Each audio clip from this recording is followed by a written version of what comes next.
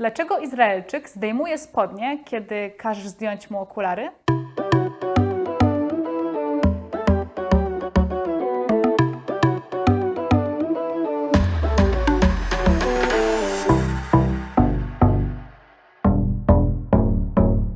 Cześć, to Agata z kanału Izraelia. Po ostatnich takich trochę ciężkich, poważnych tematach na moim kanale postanowiłam, że dzisiaj się razem pośmiejemy. I do nagrania tego odcinka właściwie zmotywowały, a raczej zainspirowały mnie dwie takie sytuacje. Chociaż jedna z nich to nie jest sytuacja, jedna z nich to jest mem, do którego za chwilę wrócę, a jedna to jest sytuacja z mojego dzieciństwa, kiedy chyba jakoś w podstawówce popularne były w Polsce takie wycieczki szkolne do Czech, no bo do Czech jest blisko, tam jest ładnie, jest wiele ładnych miejsc, jest tanio, więc to był taki popularny kierunek dla szkół. No i pamiętam, że w autokarze, jak już byliśmy w Czechach, nauczyciele powiedzieli nam, że są takie słówka w języku czeskim, które po polsku znaczą coś zupełnie innego. Odwrotnie, przepraszam. Słówka w języku polskim, które po czesku znaczą coś zupełnie innego, obraźliwego.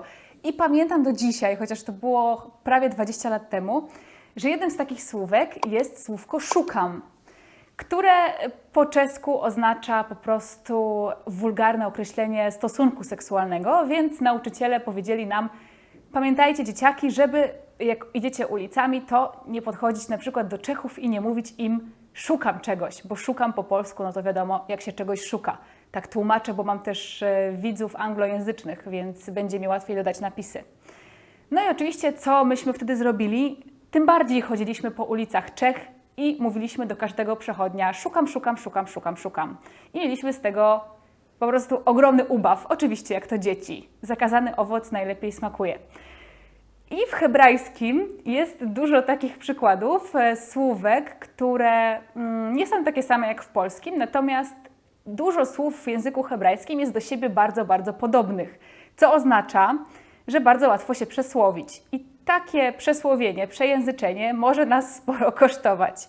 Pierwszym takim przykładem, właśnie z mema, którego gdzieś tam wypatrzyłam w internecie, jest słowo shemen zait. Dwa słówka w zasadzie. Shemen oznacza olej, a zait oznacza oliwka, przepraszam. Czyli to jest olej z oliwek, oliwa z oliwek, po prostu mówiąc tak bardziej po polsku. Natomiast słowo zain, czyli dosłownie jedna literka różnicy pomiędzy zait a zain, oznacza penis. I to w takim bardzo wulgarnym znaczeniu. W sensie u nas po polsku to by było to słówko na K, czyli określenie penisa na K i kończące się na S. Więc bardzo łatwo na przykład, jak się ktoś dopiero zaczyna uczyć hebrajskiego, pójść do restauracji, no i chcąc popisać się swoimi umiejętnościami, powiedzieć właśnie: przepraszam, czy mógłbym dostać shemen zain, czyli oliwę z penisa. I zostając cały czas w temacie oleju, dlatego że shemen to właśnie oil, natomiast shamen to gruby w rodzaju męskim. I problem pojawia się, możemy tak groteskowo się pomylić w bardzo śmieszny sposób, jeżeli chcemy utworzyć liczbę mnogą od tych słów. Dlatego że liczba mnoga od słowa shemen, czyli olej, to będzie szmanim. Natomiast osoby grube w liczbie mnogiej, czyli grubi, to będzie szmenim. I tu jest też przykład z książki jednej o Izraelu. Ta książka nazywa się chyba Izrael oswojony. Jest to książka Polki, która mieszka w Izraelu i ona tam przytacza chyba, z tego co pamiętam, bo już jakiś czas temu to czytałam, taką śmieszną sytuację życiową, w której mówi swojemu mężowi Izraelczykowi, że chciałaby wziąć kąpiel z olejkami, takimi wiecie, eterycznymi olejkami. Właściwie to chciała taką informację mu przekazać, bo w istocie oczywiście właśnie przekręciła te dwa słówka i powiedziała ani roca ambatia im szmenim, co oznacza chciałabym wziąć kąpiel z grubasami. Kolejny śmieszny przykład to przykład czasownika i mi osobiście to właśnie czasowniki w hebrajskim sprawiają najwięcej kłopotu, dlatego że są do siebie bardzo często łudząco podobne. I takim fajnym przykładem jest czasownik umyć w czasie przeszłym, czyli rachacti. Umyłam, umyłem. To właśnie rachacti, a z kolei racachti, czyli jak widzicie minimalna różnica, dosłownie zamiana jednej literki, to zamordowałam albo zamordowałem. Więc na przykład wyobrażam sobie taką sytuację. Nie jestem co prawda pewna, czy tego czasownika można umyć w sensie umycia kogoś, czy można go użyć w sensie umycia drugiej osoby, ale wyobrażam sobie na przykład, jak mój mąż Izraelczyk wraca z pracy, a ja mu mówię, że zamordowałam nasze dzieci. Pozostając w temacie małżeństwa, na przykład anachnu midragshim, to jesteśmy podekscytowani, a anachnu mitgarshim, czyli midragshim, mitgarshim, dla mnie to jest to samo, ale różni się tam po prostu kolejnością liter, to rozwodzimy się. Czyli zamiast powiedzieć na przykład do rodziny jesteśmy podekscytowani, możecie się pomylić i powiedzieć rozwodzimy się. Co w sumie czasami może iść w parze, jak małżeństwo nie było udane. Następne słówko to zona, które oznacza po hebrajsku słówko na K w języku polskim, kobietę lekkich obyczajów, K kończące się na A. Chcę w tym filmiku nie przeklinać, dlatego że nie chcę potem czekać znowu na akceptację YouTube'a, bo czasami czekałam dniami, tygodniami, aż YouTube zaakceptuje mój filmik do publikacji, więc teraz próbuję tego uniknąć. Więc zona to jest słówko określające bardzo wulgarnie kobietę po polsku. U nas to słówko na K, które też często stanowi po prostu przecinek w niektórych wypowiedziach. I mamy słówko hona, czyli znowu różnica jednej literki, co oznacza ja parkuję w tym momencie. Więc można powiedzieć ani hona, czyli ja parkuję, albo ani zona, czyli jestem K-O. Więc też trzeba uważać, żeby tutaj tego nie pozamieniać. Wracając jeszcze do słówka, od którego zaczęłam filmik, czyli słówka sein, a mianowicie penis, tylko że określenie to jest dużo bardziej wulgarne niż słowo penis. To nasze na K znowu i kończące się na S. Czyli mamy sein, penis, a ein to oko. Więc na przykład, jak ktoś uczy się hebrajskiego i pójdzie do lekarza, z łatwością może się pomylić i powiedzieć na przykład jeśli daleket bazain zamiast ba'ain, czyli mam infekcję, mam stan zapalny penisa zamiast na przykład oka. Ani mechoeret to jestem brzydka, natomiast ani meacheret to jestem spóźniona.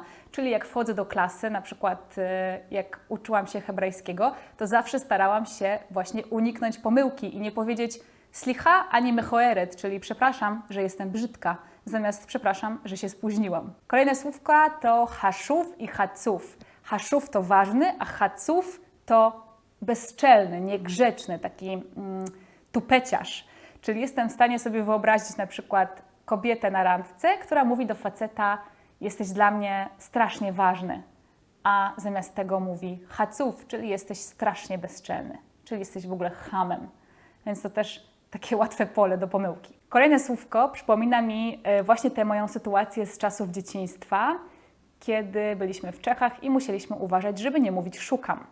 Jest to słówko limco, czyli znaleźć, a z kolei limcoc, czyli dosłownie jedna literka dodana na końcu, literka C, to już znaczy ssać, również w takim kontekście seksualnym.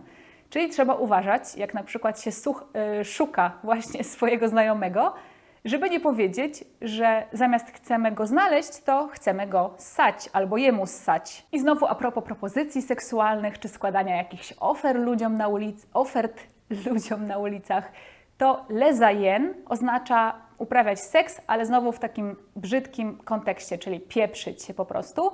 Natomiast leajen to przyglądać się, obserwować.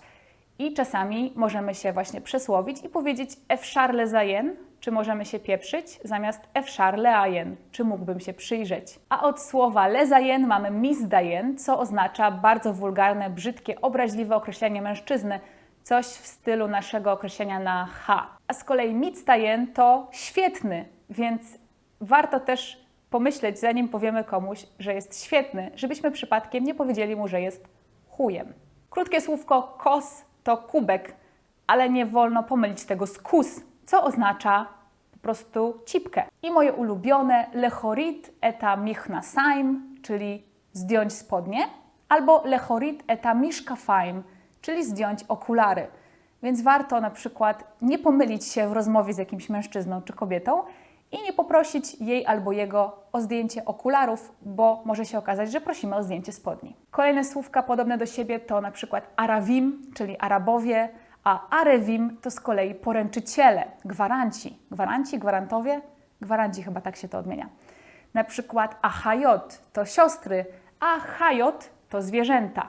Orim to rodzice, chorim to dziury, gewer to mężczyzna, a gezer to marchewka. Ostatni przykład to itkalachti, czyli wziąłem prysznic, i itlakachti, co oznacza paliłem się, paliłam się. W takim sensie, że żywym ogniem, nie spalić się na przykład na słońcu. To by było tyle na dzisiaj, kochani. Jestem bardzo ciekawa, jakbyście mogli mi napisać w komentarzach, to byśmy się razem pośmiali, w jakich sytuacjach, w jakich okolicznościach wyobrażacie sobie takie pomyłki, czy u lekarza, czy w rozmowie prywatnej, więc fajnie byłoby się z Wami pośmiać, takie komentarze poczytać. Podzielcie się tym filmikiem ze znajomymi, tak żeby Izraelia dotarło do jeszcze większej ilości osób, do większej ilości widzów. Dajcie łapki w górę, odwiedzajcie mnie na Instagramie, na Facebooku. Widzimy się w kolejnych filmikach. Buźka, hej!